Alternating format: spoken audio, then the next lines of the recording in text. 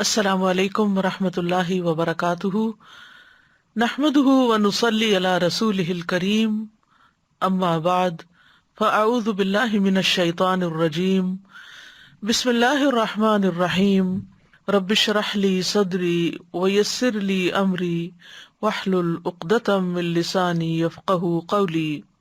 ووضع الكتاب فترى المجرمين مشفقين مما فيه ويقولون يا ويلتنا ما لهذا الكتاب لا يغادر صغيرة ولا كبيرة إلا أحصاها ووجدوا ما عملوا حاضرا ولا يظلم ربك أحدا۔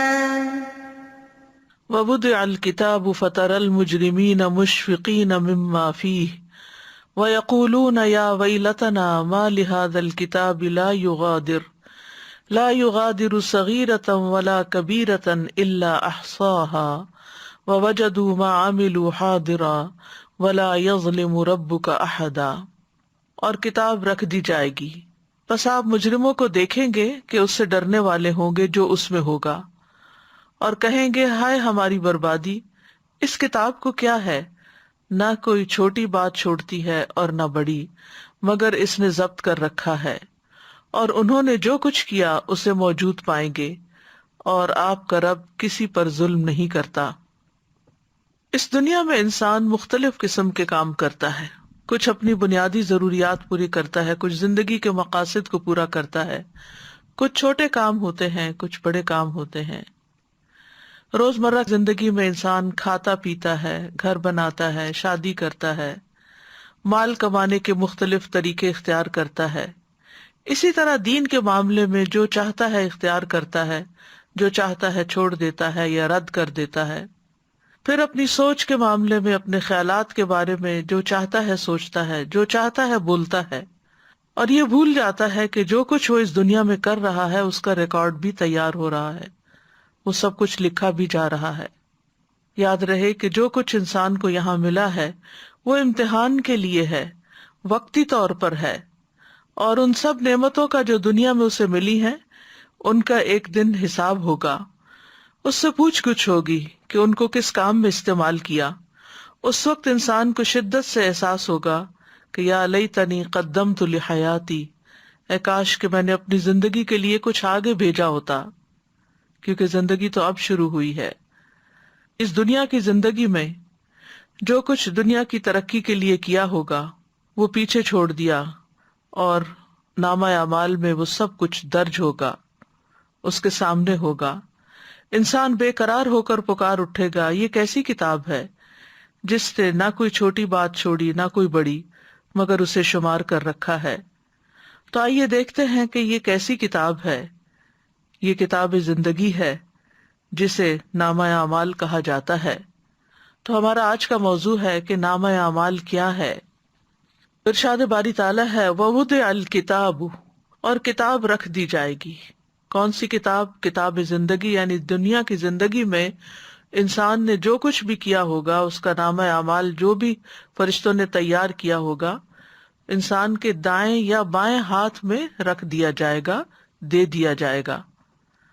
فَتَرَى الْمُجْرِمِينَ مُشْفِقِينَ، تو آپ مجرموں کو دیکھیں گے کہ ڈر رہے ہوں گے، یعنی نافرمان سرکش لوگ اس کو ڈرتے ہوئے دیکھیں گے، کیونکہ انہیں معلوم ہو جائے گا، وہ اپنے جرائم دیکھ لیں گے جو انہوں نے آگے بھیجے ہوں گے۔ وَيَقُولُونَ يَا وَيْلَتَنَا مَا لِهَذَا الْكِتَابِ، اور وہ کہیں گے ہائے بربادی ہماری، ہائے افسوس ہم پر، کیا ہو گیا ہے اس کتاب کو؟ یعنی جب اس کا معائنہ کریں گے تو بول اٹھیں گے ہائے ہماری ہلاکت، اس کتاب کو کیا ہے۔ لا يغادر صغیرة ولا کبیرة الا احصاها، کہ ہماری کوئی چھوٹی بڑی چیز، کوئی بھی کام ہمارا اس نے نہیں چھوڑا، سب کا سب یہاں درج ہے۔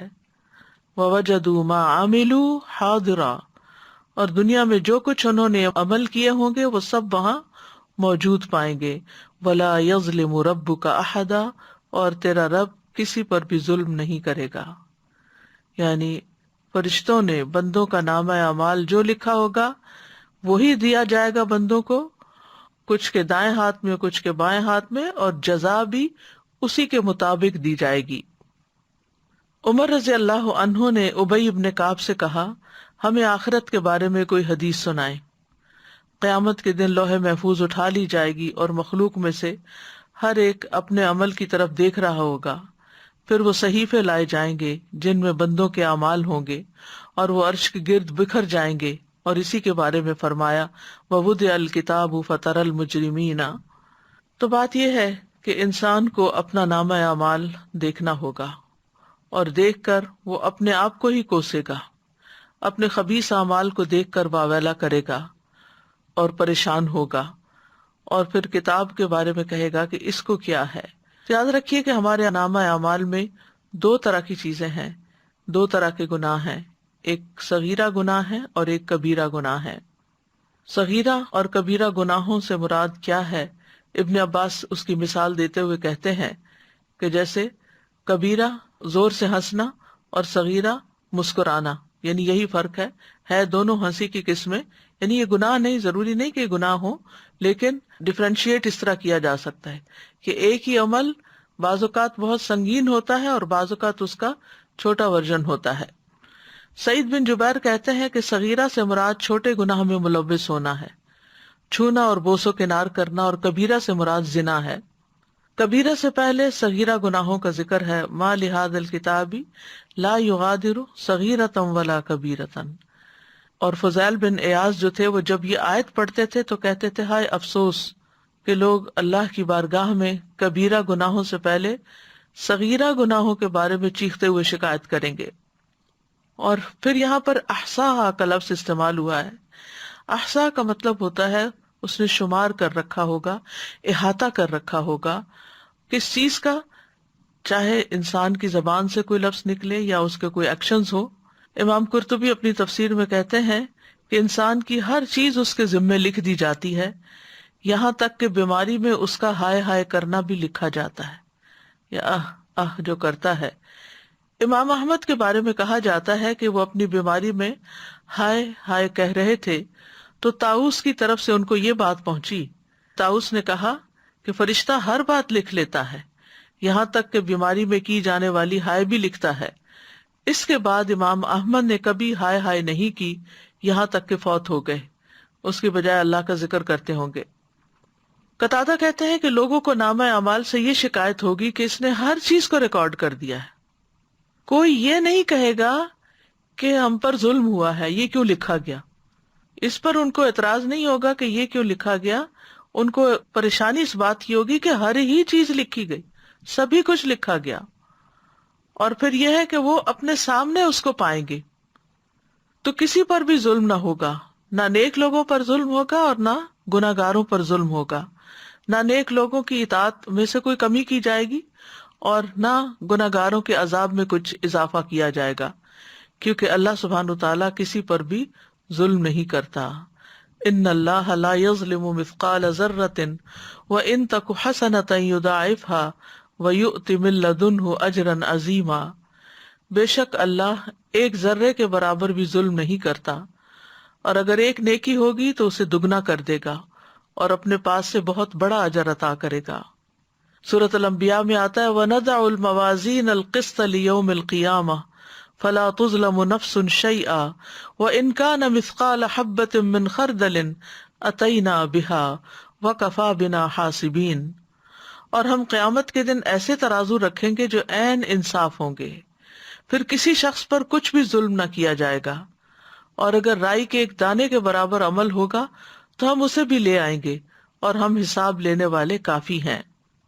عبداللہ بن انیس کہتے ہیں کہ انہوں نے نبی صلی اللہ علیہ وسلم کو فرماتے ہوئے سنا کہ اللہ قیامت کے دن بندوں کو اکٹھا کرے گا، یا یہ فرمایا کہ لوگوں کو برہنہ جسم بے ختنہ بے زر پر جمع فرمائے گا. وہ کہتے ہیں کہ ہم نے کہا کہ بہمن کا کیا معنی ہے، یعنی جو اس حدیث میں لفظ استعمال ہوا ہے. آپ نے فرمایا کہ ان کے پاس کچھ بھی نہ ہوگا، یعنی سوائے اعمال نامے کے اب ان کے پاس کوئی چیز نہیں ہوگی. پھر اللہ انہیں ایسی آواز میں پکارے گا کہ اس کو دور والا اس طرح سنے گا جیسے کہ قریب والا سن رہا ہو. فرمائے گا میں دیان. دیان کا معنی ہوتا ہے زبردست اور خیر و شر کا بدلہ لینے والا. میں دیان ہوں، میں بادشاہ ہوں. کسی جہنم والے کو حق نہیں کہ وہ جہنم میں داخل ہو اور اس کا کسی جنتی کے پاس حق ہو، یہاں تک کہ میں اسے اس سے بدلہ دلوا دوں. اور کسی جنتی کو جنت میں داخل ہونے کا حق نہیں، اور یہ کہ اس کا کسی جہنمی کے پاس حق ہو، یہاں تک کہ میں اس سے اس کا بدلہ دلوا دوں، اگرچہ وہ ایک تمانچہ ہی کیوں نہ ہو، ایک تھپڑ ہی کیوں نہ ہو. وہ کہتے ہیں ہم نے کہا یہ کس طرح ہوگا جبکہ ہم برہنہ جسم بے ختنہ اور بے زر و پر آئیں گے؟ آپ نے فرمایا نیکیوں اور برائیوں کا معاملہ اور تبادلہ ہوگا، یعنی کسی سے اس کا مال نہیں لیا جائے گا کیونکہ مال تو ہوگا ہی نہیں، تو نیکیاں اعمال نامے ہی ایکسچینج ہو جائیں گے. جس کے اوپر کسی نے ظلم کیا ہوگا اس کی نیکیاں مظلوم کو مل جائیں گی. تو یہ نامہ اعمال دراصل ہے کیا؟ یہ وہ نامہ اعمال ہے جو فرشتے لکھتے ہیں بنی آدم کے تمام اعمال، خیر کے بھی اور شر کے بھی. ان نامہ اعمال کو تیار کرنے کے لیے فرشتے مقرر کیے گئے ہیں جن کو کرامن کاتبین کہا جاتا ہے. قرآن مجید میں آتا ہے سورۃ قاف میں وَلَقَدْ خَلَقْنَا الْإِنسَانَ وَنَعْلَمُ مَا تُوَسْوِسُ بِهِ نَفْسُهُ وَنَحْنُ أَقْرَبُ إِلَيْهِ مِنْ حَبْلِ الْوَرِيدِ إِذْ يَتَلَقَّى الْمُتَلَقِّيَانِ عَنِ الْيَمِينِ وَعَنِ الشِّمَالِ قَعِيدٌ مَا يَلْفِظُ مِنْ قَوْلٍ إِلَّا لَدَيْهِ رَقِيبٌ عَتِيدٌ. اور بلا شبہ یقیناً ہم نے انسان کو پیدا کیا اور جو کچھ اس کے دل میں وسوسہ گزرتا ہے اسے بھی ہم جانتے ہیں. یعنی صرف زبانی باتیں ہی نہیں بلکہ اندر کے خیالات بھی، نیتیں بھی. اور ہم اس کی رگے جان سے بھی زیادہ اس کے قریب ہیں.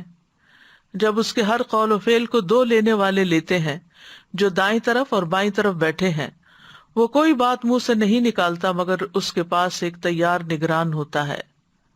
تو گویا زبان سے نکلنے والا ہر جملہ، ہر لفظ، ہر آہ، ہر ہائے، ہر چیز لکھی جاتی ہے. یعنی تیار نگران بیٹھا ہوتا ہے جو فوراً جھپٹ لیتا ہے، ہر کلام لکھ لیتا ہے خواہ وہ اچھا ہو یا برا ہو.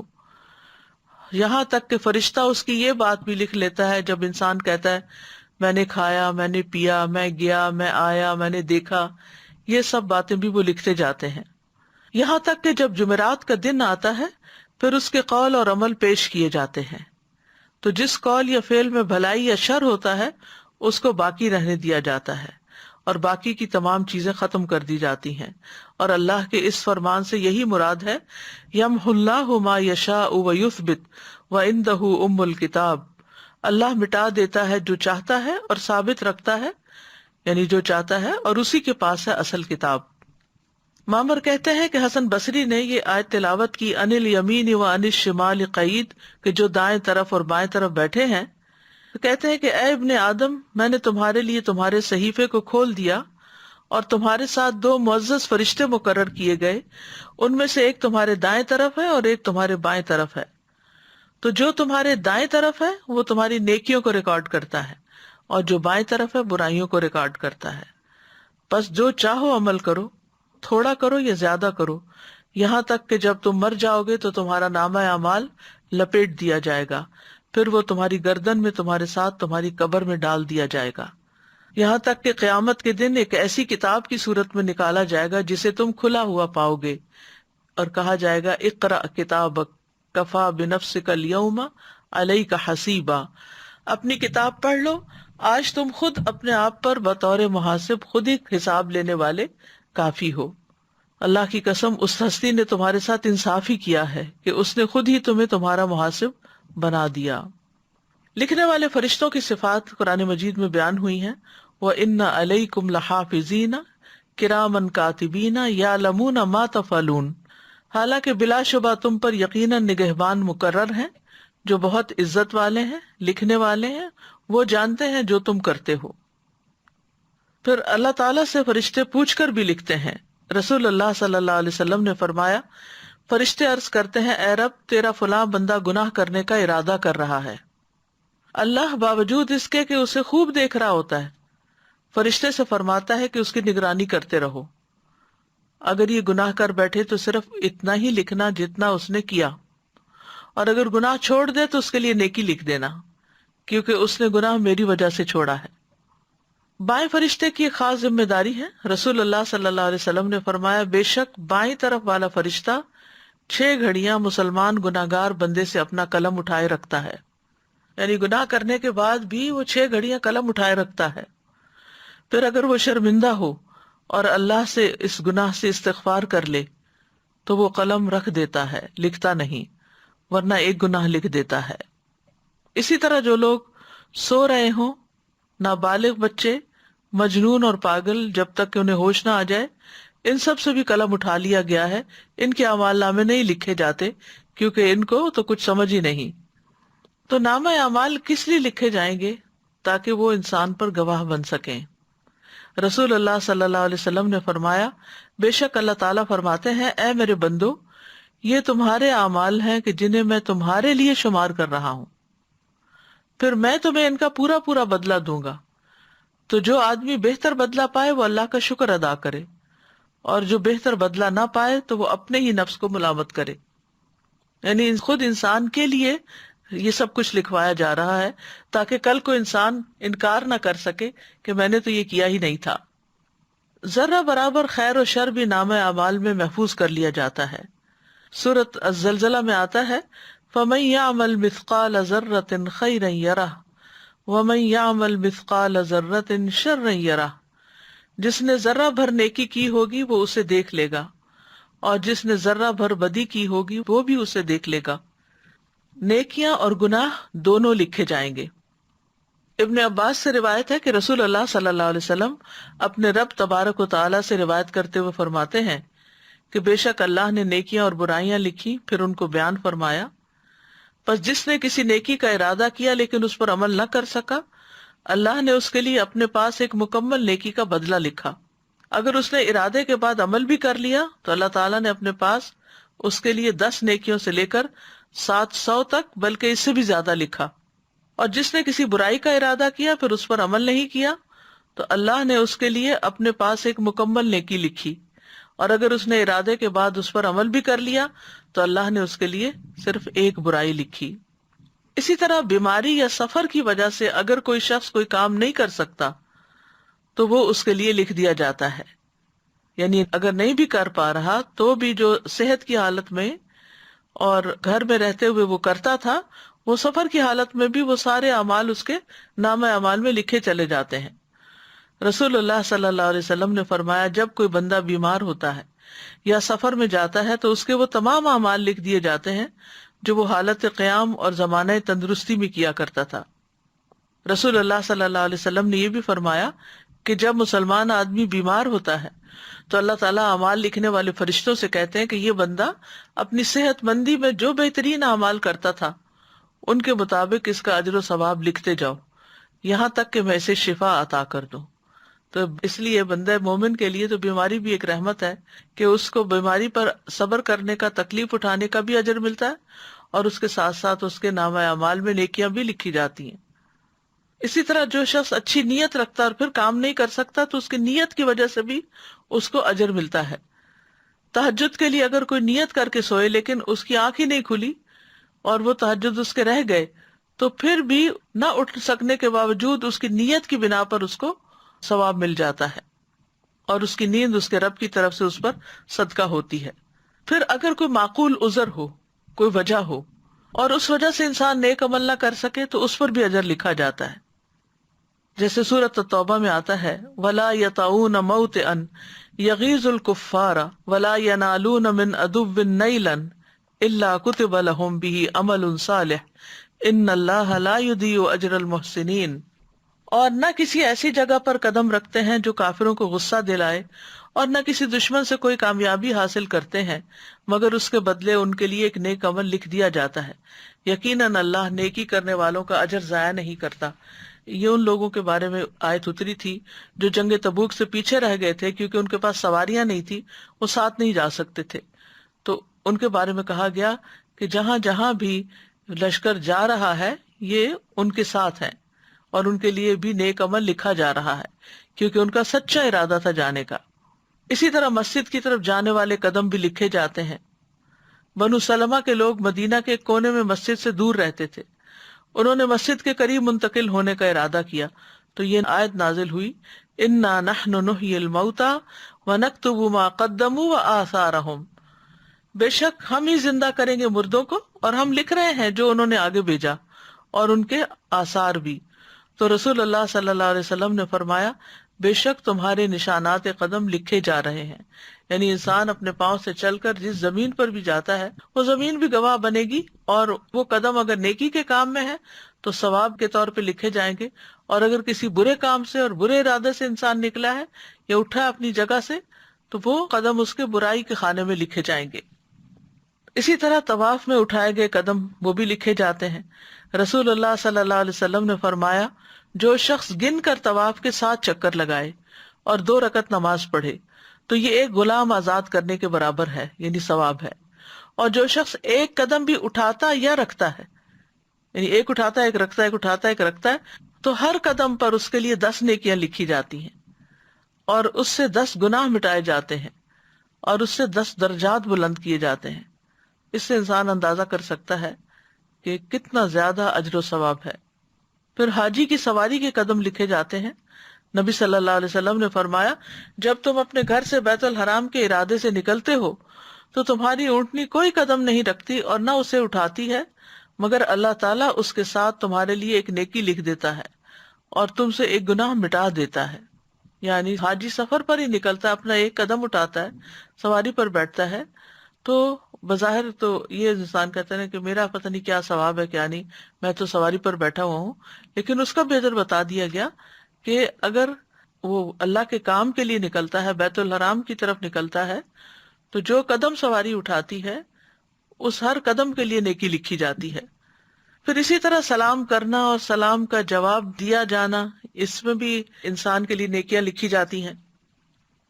سہل بن حنیف کہتے ہیں کہ رسول اللہ صلی اللہ علیہ وسلم نے فرمایا جس نے السلام علیکم کہا اس کے لیے 10 نیکیاں لکھی جائیں گی، جس نے السلام علیکم ورحمۃ اللہ کہا اس کے لیے 20 نیکیاں لکھی جائیں گی، اور جس نے السلام علیکم ورحمۃ اللہ وبرکاتہ کہا اس کے لیے 30 نیکیاں لکھی جائیں گی۔ اسی طرح جو تسبیحات ہم پڑھتے ہیں، آپ نے فرمایا اللہ نے 4 کلمات چنے ہیں، سبحان اللہ والحمد للہ ولا الہ الا اللہ واللہ اکبر۔ جس نے سبحان اللہ کہا اس کے لیے 20 نیکیاں اور 20 برائیاں مٹا دی جاتی ہیں، جس نے اللہ اکبر کہا اس کے لیے بھی اسی طرح، اور جس نے لا الہ الا اللہ کہا اس کے لیے بھی اسی طرح، الحمدللہ کہا اس کے لیے بھی، یعنی 4 کلمات پہ ہر کلمہ کہنے پر یہ نیکیاں لکھی جاتی ہیں اور ساتھ برائیاں بھی مٹائی جاتی ہیں۔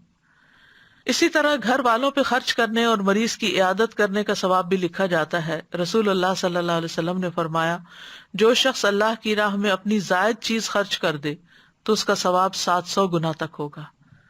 تو اگر ضرورت کی چیز خرچ کرے تو کتنا زیادہ ثواب ہوگا۔ اور جو اپنی ذات پر اور اپنے اہل خانہ پر خرچ کرے یا کسی بیمار کی عیادت کرے یا کسی تکلیف دہ چیز کو راستے سے ہٹا دے تو ہر نیکی کا بدلہ اس کے مثل 10 نیکیاں ہوں گی۔ اسی طرح جانور کی خوراک کے دانے کے بدلے نیکی لکھی جاتی، یعنی اگر آپ میں سے پرندے ہیں وہ ہو گئے یا ویسے آپ نے کوئی جانور پالے ہوئے ہیں تو جو بھی چارہ ان کو کھلاتے ہیں ہر دانے کے بدلے نیکی لکھی جاتی ہے۔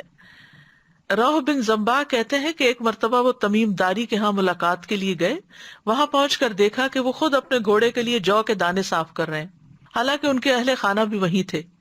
روح ان سے کہنے لگے کیا ان میں سے کوئی یہ کام نہیں کر سکتا، انہیں گھر والے نہیں کر سکتے؟ تمیم نے فرمایا کیوں نہیں، لیکن بات یہ کہ میں نے رسول اللہ صلی اللہ علیہ وسلم کو فرماتے ہوئے سنا کہ جو مسلمان اپنے گھوڑے کے لیے جو کے دانے صاف کرے پھر اسے وہ کھلا دے تو اس کے لیے ہر دانے کے بدلے میں ایک نیکی لکھی جائے گی۔ پھر اسی طرح اللہ کے راستے میں رکھے گئے جانور کے آثار لکھے جانا۔ پہلے زمانے میں تو ظاہر ہے کہ جانوروں کے اوپر سواری کی جاتی تھی، آج کے دور میں گاڑیاں ہیں، تو اسی اعتبار سے جو شخص نیکی کے کاموں کے لیے اپنی سواری رکھتا ہے تو اس کے لیے اسی طرح اجر ہے۔ پھر اسی طرح لوگوں کو معاف کرنا لکھا جاتا ہے۔ رسول اللہ صلی اللہ علیہ وسلم نے فرمایا تم سے پہلے آدمیوں میں سے ایک آدمی کا حساب لیا گیا تو اس کے پاس کوئی نیکی نہیں تھی مگر یہ کہ وہ لوگوں سے لین دین کیا کرتا تھا، وہ مالدار آدمی تھا، اپنے غلاموں کو حکم دیتا کہ وہ تنگ دست سے درگزر کریں، یعنی جو حالات تنگ ہے، نہیں دے سکتا قرضہ، واپس نہ دے، یا کوئی چیز خریدنا چاہتا ہے اور پیسے نہیں ہے اس کے پاس، تو اس کو چھوڑ دیں، آدھے چھوڑ دیں، پورے چھوڑ دیں. اور اللہ تبارک و تعالیٰ نے فرمایا ہم اس بات کے زیادہ حقدار ہیں کہ تم بھی اس سے درگزر کرو، یعنی فرشتوں سے کہا کہ تم بھی اس سے درگزر کرو. پھر اسی طرح لوگوں کی تکلیف پریشانی دور کرنا یہ بھی لکھا جاتا ہے. رسول اللہ صلی اللہ علیہ وسلم نے فرمایا جو شخص کسی مسلمان کی کسی پریشانی کو دور کرتا ہے اللہ تعالیٰ قیامت کے دن اس کی پریشانی کو دور کرے گا، اور جو کسی مسلمان کی پردہ پوشی کرتا ہے اللہ تعالیٰ قیامت کے دن اس کی پردہ پوشی فرمائے گا، یعنی اس کے عیب ظاہر نہیں کرے گا. اس لیے بہت ضروری ہے کہ انسان دوسروں کی غیبت نہ کرے، دوسروں کی عیب جوئی نہ کرے، دوسروں کی برائیاں کسی اور کے سامنے ظاہر نہ کرے. پھر راستے سے تکلیف دہ چیز ہٹانا. رسول اللہ صلی اللہ علیہ وسلم نے فرمایا جس نے مسلمانوں کے راستے سے تکلیف دہ چیز ہٹائی، کوئی فرنیچر ہے، کوئی اینٹ پتھر ہے، کسی قسم کی کوئی بھی چیز، اللہ اس کے لیے ایک نیکی لکھے گا، اور جس کے لیے اللہ نیکی لکھ دیتا ہے اسے اس کی وجہ سے جنت میں داخل کر دیتا ہے. پھر جس طرح نیکیاں لکھی جاتی ہیں اس طرح گناہ بھی لکھے جاتے ہیں، تو اس سے بھی ڈرنا چاہیے. چھوٹے چھوٹے گناہ بھی لکھے جاتے ہیں. نبی صلی اللہ علیہ وسلم نے حضرت عائشہ سے فرمایا اے عائشہ معمولی گناہوں سے اپنے آپ کو بچاؤ، کیونکہ اللہ عز و جل کے ہاں ان کی بھی تفتیش ہو سکتی ہے. پھر آنکھ کی خیانت بھی لکھی جاتی ہے. رسول اللہ صلی اللہ علیہ وسلم نے حضرت علی سے فرمایا اے علی نامحرم عورت پر ایک نظر پڑ جائے تو دوبارہ نہ ڈالو، کیونکہ پہلی نظر تمہیں معاف ہے، دوسری نہیں. پھر رازوں اور سرگوشیوں کا لکھا جانا، یعنی راز اور وسپرنگ جو ہے، یعنی چپکے جو باتیں کی جاتی ہیں یہ بھی فرشتے سن لیتے ہیں اور وہ بھی لکھ لیتے ہیں. سورہ زخرف میں آتا ہے ام یحسبون انا لا نسمع سرهم ونجواهم بلا ورسلنا لدیہم یکتبون، یا وہ گمان کرتے ہیں کہ بے شک ہم ان کا راز اور ان کی سرگوشی نہیں سنتے، کیوں نہیں، اور ہمارے بھیجے ہوئے ان کے پاس لکھتے رہتے ہیں. بلا ورسلنا لدیہم یکتبون. پھر معمولی خیانتیں بھی لکھی جاتی ہیں. نبی صلی اللہ علیہ وسلم مال غنیمت میں سے ایک جانور کی پیشانی کے بال پکڑتے اور فرماتے اس میں سے میرا بھی وہی حصہ ہے جو تم میں سے کسی کا ہے، سوائے خمس کے، اور وہ بھی تم پر ہی لوٹا دیا جاتا ہے، لہٰذا دھاگا اور سوئی یا اس سے بھی کم درجے کی چیز ہو تو واپس کر دو، اور خیانت سے بچو کیونکہ وہ قیامت کے دن خائن کے لیے باعث عار و ندامت ہوگی. پھر اسی طرح مسجد میں گندگی پھیلانا بھی لکھا جاتا ہے. نبی صلی اللہ علیہ وسلم نے فرمایا میری امت کے اعمال مجھ پہ پیش کیے گئے، نہیں لکھے ہوئے، پیش کیے گئے، دکھائے گئے، تو میں نے ان کے برے اعمال میں سے مسجد میں تھوکنا اور اس کا دفن نہ کرنا پایا. پھر غلاظت پھیلانا. نبی صلی اللہ علیہ وسلم نے فرمایا جس شخص نے قبلہ رخ تھوک دیا وہ قیامت کے دن اس حال میں آئے گا کہ اس کا تھوک اس کی دونوں آنکھوں کے درمیان ہوگا، یعنی پیشانی پہ لگا ہوا ہوگا. پھر اسی طرح تنہائی میں کیے گئے حرام کام بھی لکھے جاتے ہیں. قیامت کے دن نامہ اعمال کس طرح پیش ہوگا اس کے بارے میں ہے کہ سب سے پہلے لوگ قبروں سے اٹھائے جائیں گے. جب سور پھونکا جائے گا تو لوگ قبروں سے اٹھ کر حشر کے میدان میں پہنچنا شروع کر دیں گے. وَنُفِخَ فِي الصُّورِ فَإِذَا هُم مِّنَ الْأَجْدَاثِ إِلَىٰ رَبِّهِمْ يَنْسِلُونَ. ساری مخلوق کو اکٹھا کر لیا جائے گا، ایک فرد بھی باقی نہ رہے گا. وَيَوْمَ نُسَيِّرُ الْجِبَالَ وَتَرَى الْأَرْضَ بَارِزَةً وَحَشَرْنَاهُمْ فَلَمْ نُغَادِرْ مِنْهُمْ أَحَدًا. اور جس دن ہم پہاڑوں کو چلائیں گے اور آپ زمین کو بالکل چٹیل اور ہموار دیکھیں گے اور ہم لوگوں کو جمع کریں گے تو ان میں سے کسی کو بھی باقی نہ چھوڑیں گے. پھر حشر کے میدان میں لوگوں کو نامہ اعمال تھما دیے جائیں گے. ساری مخلوق جب اکٹھی ہو جائے گی تو نامہ اعمال بانٹ دیے جائیں گے، اور جب تک اللہ چاہے گا وہ حشر کے میدان میں ننگے پاؤں ننگے جسم کھڑے رہیں گے. اور جب حساب کا وقت آ جائے گا جن سے اللہ حساب لینا چاہے گا تو اللہ ان کے نامہ اعمال کو لانے کا حکم دے گا. جس کو معزز لکھنے والوں یعنی فرشتوں نے لوگوں کے اعمال کو ذکر کر کے لکھا ہوگا تو وہ ان نامہ اعمال کو لے آئیں گے. پھر کچھ لوگوں کو دائیں ہاتھ میں نامہ اعمال دیا جائے گا، یہ خوش نصیب لوگ ہوں گے. کچھ کو ان کا نامہ اعمال بائیں ہاتھ میں دیا جائے گا یا ان کی پشت کے پیچھے سے دیا جائے گا، تو یہ بدبخت لوگ ہوں گے. پھر اس کے بعد ہر انسان اپنا نامہ اعمال پڑھے گا کہ میں نے کیا کیا، اپنی ڈائری پڑھے گا.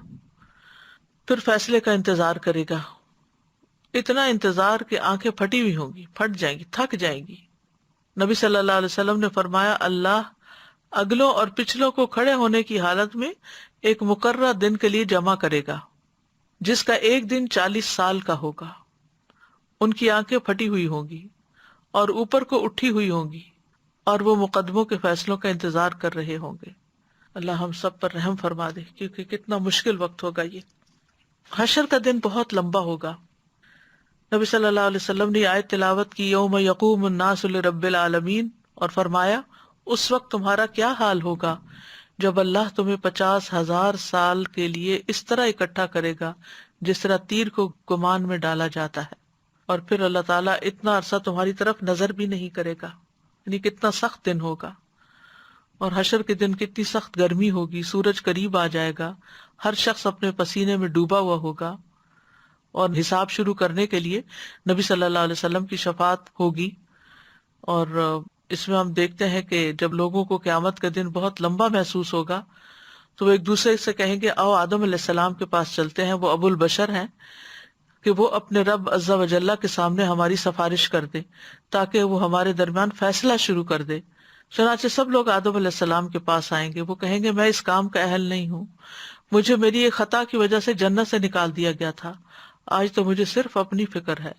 البتہ تم نوح علیہ السلام کے پاس چلے جاؤ جو تمہارے انبیاء کی بنیاد ہے۔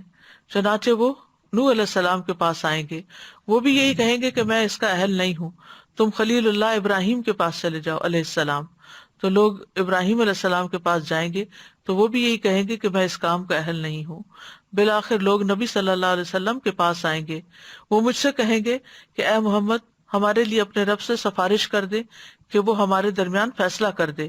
بس میں اللہ کے لیے سجدہ کرتا ہوا گر پڑوں گا اور اس کی ایسی حمد بیان کروں گا جو مجھ سے پہلے کسی نبی نے نہیں کی ہوگی، اور نہ ہی اس کی ایسی حمد میرے بعد کوئی بیان کرے گا۔ پھر کہا جائے گا کہ اے محمد اپنا سر اٹھائیے، آپ کو دیا جائے گا، کہیے سنا جائے گا، سفارش کیجیے، سفارش قبول کی جائے گی۔ تو یہ ہے نبی صلی اللہ علیہ وسلم کی سفارش قیامت کے دن۔ پھر ہر امت کو بھی اس کے نامہ اعمال کی طرف بلایا جائے گا، کل امت تدعی الی کتابھا۔ پھر جس کے دائیں ہاتھ میں نامہ اعمال دیا گیا اس کا حساب آسان ہوگا، اور جس کا نامہ اعمال بائیں ہاتھ میں دیا جائے گا تو وہ ہلاکت کو پکارے گا اور بھڑکتی آگ میں داخل ہوگا۔ دائیں ہاتھ میں نامہ اعمال ملنے والے خوش بخت ہوں گے۔ فَأَمَّا مَنْ أُوتِيَ كِتَابَهُ بِيَمِينِهِ فَيَقُولُ هَاؤُمُ اقْرَءُوا كِتَابِيَهْ إِنِّي ظَنَنْتُ أَنِّي مُلَاقٍ حِسَابِيَهْ فَهُوَ فِي عِيشَةٍ رَاضِيَةٍ۔ سو جسے اس کا نامہ اعمال اس کے دائیں ہاتھ میں دیا گیا تو وہ کہے گا کہ لو پکڑو میرا نامہ اعمال، یقیناً میں نے سمجھ لیا تھا، یعنی مجھے یقین تھا کہ بے شک میں اپنے حساب سے ملنے والا ہوں۔ بس وہ ایک خوشی والی زندگی میں ہوگا، ایک بلند جنت میں ہوگا۔ اور بائیں ہاتھ میں جن کو ملے گا وہ حسرتوں کا شکار ہوں گے۔ وہ کہے گا کاش مجھے میرا نامہ اعمال نہ دیا جاتا، اور کاش میں یہ نہ جانتا کہ میرا حساب کیا ہے۔ اے کاش وہ موت کام تمام کر دینے والی ہوتی، یعنی جو میں مر گیا تھا بس وہیں سے کام ختم ہو جاتا، میرا مال کسی کام نہ آیا، میری حکومت مجھ سے برباد ہو گئی۔ پھر اللہ تعالیٰ حق کے ساتھ فیصلے کریں گے، نامہ اعمال سامنے ہوگا، انبیاء گواہ ہوں گے، نامہ اعمال سامنے کھولا جائے گا۔ وَكُلَّ إِنسَانٍ أَلْزَمْنَاهُ طَائِرَهُ فِي عُنُقِهِ وَنُخْرِجُ لَهُ يَوْمَ الْقِيَامَةِ كِتَابًا يَلْقَاهُ مَنْشُورًا اقرأ كِتَابَكَ كَفَى بِنَفْسِكَ الْيَوْمَ عَلَيْكَ حَسِيبًا۔ اور ہم نے ہر انسان کا نصیب اس کی گردن میں لازم کر دیا ہے۔ قیامت کے دن ہم اس کے لیے ایک کتاب نکالیں گے جسے وہ کھلی ہوئی پائے گا۔ اپنی کتاب پڑھ، آج تو خود اپنے آپ پر بطور محاسب کافی ہے، یعنی ہر انسان اپنا حساب خود کر لے گا کہ وہ کیا ڈیزرو کرتا ہے۔ تمام اعمال سامنے حاضر کر دیے جائیں گے۔ یوم تجد کل نفس ما عملت من خیر محضرا وما عملت من سوء۔ جس دن ہر شخص حاضر کیا ہوا پائے گا جو اس نے نیکی میں سے کیا اور جو بھی اس نے برائی میں سے کیا، اور چاہے گا کاش اس کے اور برائی کے درمیان دور کا فاصلہ ہوتا۔ انسان کو اس کے اگلے پچھلے تمام اعمال بتا دیے جائیں گے۔ يُنَبَّأُ الْإِنسَانُ يَوْمَئِذٍ بِمَا قَدَّمَ وَأَخَّرَ۔ انسان اپنی کتاب پڑھے گا، پوشیدہ باتیں ظاہر ہوں گی۔ يَوْمَئِذٍ تُعْرَضُونَ لَا تَخْفَى مِنْكُمْ خَافِيَةٌ۔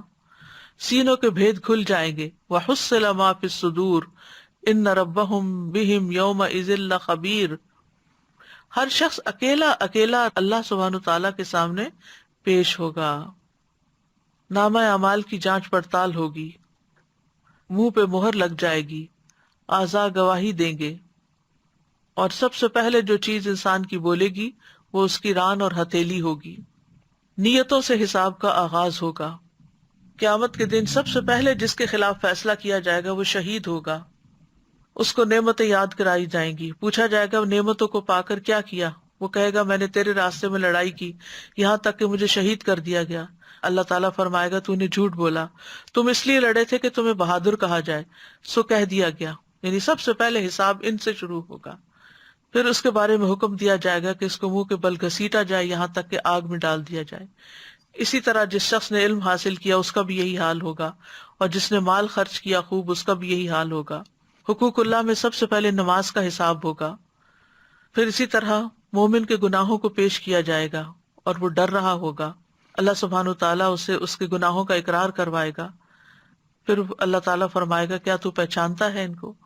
وہ کہے گا اے رب میں پہچانتا ہوں. اللہ تعالیٰ فرمائے گا میں نے دنیا میں تیرے گناہوں پہ پردہ ڈالا اور آج کے دن تیرے گناہوں کو معاف کرتا ہوں. پھر اسے اس کی نیکیوں کا اعمال نامہ دے دیا جائے گا. کفار اور منافقین کی اعلانیہ تذلیل کی جائے گی. پکار کر بلایا جائے گا اور کہا جائے گا یہ ہیں وہ لوگ جنہوں نے اللہ پہ جھوٹ باندھا. اللہ سبحانہ تعالیٰ بہت باریک بینی سے حساب کریں گے. حقداروں کے حقوق کے لیے بار بار پیشی ہوگی. پھر اسی طرح ظلم کی وجہ سے قیامت کے دن نیکیاں مٹ جائیں گی. عبداللہ بن مسعود کہتے ہیں نبی صلی اللہ علیہ وسلم نے فرمایا بے شک شیطان سرزمین عرب پر بتوں کی عبادت سے مایوس ہو چکا ہے، لیکن وہ اس کے علاوہ تم سے معمولی برائیاں کروا کر راضی ہو جائے گا، اور وہ معمولی برائیاں قیامت کے دن ہلاک کر دینے والی ہوں گی. اپنی طاقت کے مطابق ظلم سے بچو، کیونکہ بندہ قیامت کے دن نیکیاں لے کر آئے گا اور وہ سمجھے گا کہ وہ نجات دلا دیں گی، اور دوسرا بندہ مسلسل کہہ رہا ہوگا اے رب تیرے اس بندے نے مجھ پہ ظلم کیا تھا، تو اللہ تعالیٰ فرمائے گا اس کی نیکیوں میں سے مٹا دو. اور اسی طرح ہوتا رہے گا یہاں تک کہ گناہوں کی وجہ سے اس کی ایک نیکی بھی باقی نہ رہے گی. تو اس سے اندازہ لگائیں کہ کتنا ضروری ہے ایک تقوی والی زندگی گزارنا، ایک محتاط زندگی گزارنا. قیامت کے دن ظالم سے مظلوم کو قصاص دلایا جائے گا. وہ شخص جس کے پاس ڈھیروں نیکیاں ہوں گی لیکن اس نے ساتھ دوسروں کو تکلیف دی ہوگی، کسی کو گالی دی ہوگی، کسی پہ تہمت لگائی ہوگی، کسی کا مال کھایا ہوگا، کسی کا خون بہایا ہوگا، کسی کو مارا ہوگا، تو ان سب لوگوں کو اس آدمی کی نیکیاں دے دی جائیں گی. اور اگر اس کی نیکیاں ان کے حقوق کی ادائیگی سے پہلے ہی ختم ہو گئیں تو ان لوگوں کے گناہ اس آدمی پر ڈال دیے جائیں گے. پھر اس آدمی کو آگ میں ڈال دیا جائے گا. پھر اسی طرح اعمال کو تولا جائے گا، یعنی پیش ہونے کے بعد پھر اعمال تولے جائیں گے. عبداللہ بن قیس کہتے ہیں لوگوں کو قیامت کے دن 3 مرتبہ پیش کیا جائے گا. پہلی 2 مرتبہ پیش ہونے میں بحث و مباحثہ ہوگا اور عذر پیش کیے جائیں گے، اور جہاں تک تیسری مرتبہ کا پیش ہونا ہے تو اس وقت لوگوں کے ہاتھوں میں نامہ اعمال پہنچ جائے گا. کچھ لوگ اپنا نامہ اعمال دائیں ہاتھ میں لیں گے اور کچھ بائیں ہاتھ میں لیں گے. انصاف کے ترازو رکھ دیے جائیں گے، کسی پر کوئی ظلم نہ کیا جائے گا. قیامت کے دن اتنے بڑے ترازو رکھے جائیں گے کہ ان میں آسمان اور زمین کا بھی وزن کیا جا سکے. ہر چھوٹی بڑی بات کا وزن کیا جائے گا. بندوں کو بھی تولا جائے گا. اللہ کے نیک بندوں کا وزن کہیں زیادہ ہوگا. ابن مسعود سے روایت ہے کہ ایک مرتبہ وہ پیلو کی مسواک چن رہے تھے. ان کی پنڈلیاں پتلی تھی، جب ہوا چلتی تو وہ لڑکھڑانے لگتے. لوگ یہ دیکھ کر ہنسنے لگے. تو آپ نے پوچھا تم کیوں ہنس رہے ہو؟ لوگوں نے کہا اللہ کے نبی ان کی پتلی پتلی پنڈلیاں دیکھ کر. آپ نے فرمایا اس ذات کی قسم جس کے ہاتھ میں میری جان ہے، یہ دونوں پنڈلیاں میزان میں احد پہاڑ سے بھی زیادہ بھاری ہیں. دنیا میں تو ہمیں وزن زیادہ ہونے کی پریشانی ہو جاتی ہے، لیکن وہاں وہ خوش قسمت ہوگا جس کا وزن نیکیوں کی وجہ سے، اچھے اعمال کی وجہ سے زیادہ ہوگا. جو لوگ اللہ کی آیات کا انکار کرتے ہیں، اس کی ملاقات کا انکار کرتے ہیں، انہیں ان کے نیک اعمال کا کوئی بدلہ نہیں ملے گا، ضائع ہو جائیں گے، کیونکہ ایسے لوگ ہمیشہ جہنم میں رہیں گے. پھر اسی طرح میزان میں بھاری اعمال کون سے ہیں؟ لا الہ الا اللہ. اگر آسمان و زمین اور ان کے درمیان موجود تمام چیزوں کو ترازو کے ایک پلڑے میں رکھ دیا جائے اور لا الہ الا اللہ کو دوسرے پلڑے میں، تو یہ دوسرا پلڑا جھک جائے گا. پھر حسن اخلاق بہترین نیکی ہے. نبی صلی اللہ علیہ وسلم نے فرمایا میزان میں حسن اخلاق سے زیادہ باری چیز کوئی نہیں. پھر لمبی خاموشی، یعنی انسان بغیر ضرورت بات نہ کرے.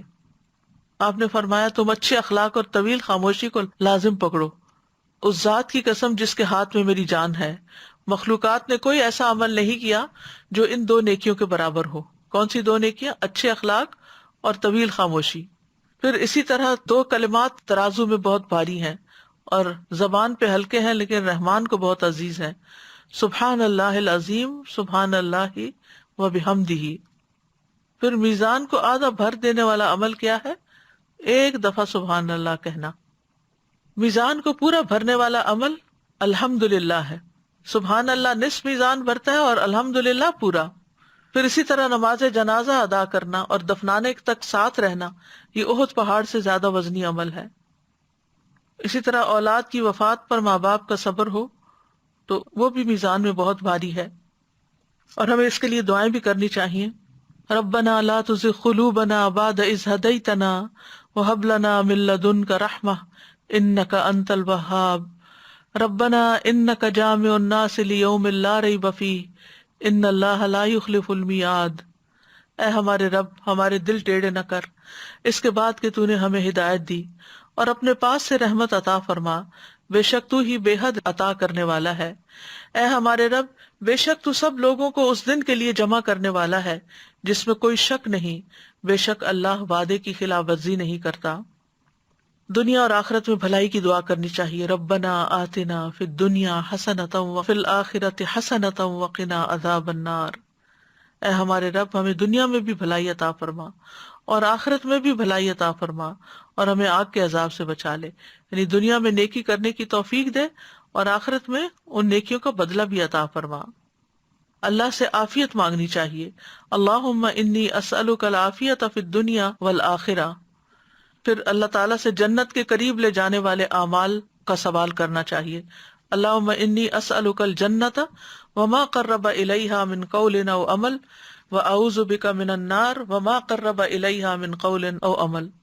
پھر آخرت کے دن کی رسوائی سے بچنے کی دعا مانگنا.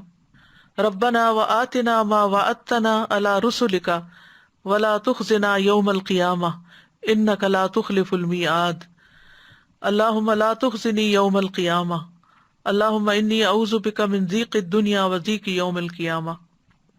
کرنے کے کام یہ ہے کہ انسان اس بات کا احساس کرے کہ نیک اعمال لکھے جائیں گے اور برے اعمال بھی لکھے جائیں گے، لہٰذا ہر چیز جب لکھی جائے گی تو مجھے نیکیاں زیادہ کرنی ہے اور برائیاں چھوڑ دینی ہے. یہ سوچتے رہنا ہے کہ آج عمل کا وقت ہے، اس لیے نامہ اعمال میں زیادہ سے زیادہ نیک اعمال ہوں. پھر اپنے نامہ اعمال کو دیکھ کر خوش ہونے کے لیے کثرت سے استغفار کریں. عبداللہ بن بسر کہتے ہیں نبی صلی اللہ علیہ وسلم نے فرمایا مبارک ہو اس کو جو اپنے نامہ اعمال میں کثرت سے استغفار پائے. یعنی زیادہ سے زیادہ استغفار کرنا چاہیے. دنیا میں ہی اپنا محاسبہ کر لینا چاہیے، اپنی ذات کا خود محاسبہ کرنا چاہیے. حسن بصری کہتے ہیں کہ مومن اپنی ذات پر نگران ہے، وہ اللہ عز و جل کے لیے اپنا محاسبہ کرتا ہے، اور اپنا محاسبہ ایسے کریں جیسے کسی دوسرے انسان کا محاسبہ کیا جاتا ہے. اور دنیا میں ہی اپنے حقوق کی معافی مانگ لیں، یعنی دوسروں سے اپنے حقوق معاف کروا لیں، یعنی اگر ان کے حق میں کوئی کمی ہوئی ہو. نبی صلی اللہ علیہ وسلم نے فرمایا جس نے اپنے کسی بھائی پہ ظلم کیا ہو تو اسے چاہیے کہ اس سے دنیا میں ہی معاف کرا لے، اس لیے کہ آخرت میں روپے پیسے نہیں ہوں گے. اس سے پہلے معاف کرا لے کہ اس کے بھائی کے لیے اس کی نیکیوں میں سے حق دلایا جائے گا، اور اگر اس کے پاس نیکیاں نہ ہوں گی تو اس مظلوم بھائی کی برائیاں اس پہ ڈال دی جائیں گی. انسان سوچ سمجھ کر یہ زندگی بسر کرے، تقوی والی زندگی بسر کرے، اور کوئی ایسا کام نہ کرے کہ جو انسان کی حسنات کی بجائے سیئات میں لکھا جائے. اور اس میں نیت کا بھی بہت بڑا عمل دخل ہے. بظاہر دیکھنے میں کچھ کام بہت اچھے لگتے ہیں لیکن حقیقت میں وہ دائیں طرف لکھے جانے کے بجائے نیت کی خرابی کی وجہ سے بائیں طرف لکھے جائیں گے. اللہ تعالیٰ ہمیں محفوظ رکھے. وآخر دعوانا ان الحمد للہ رب العالمین. سبحانک اللہم وبحمدک اشہد ان لا الہ الا انت استغفرک واتوب الیک. السلام علیکم ورحمۃ اللہ وبرکاتہ.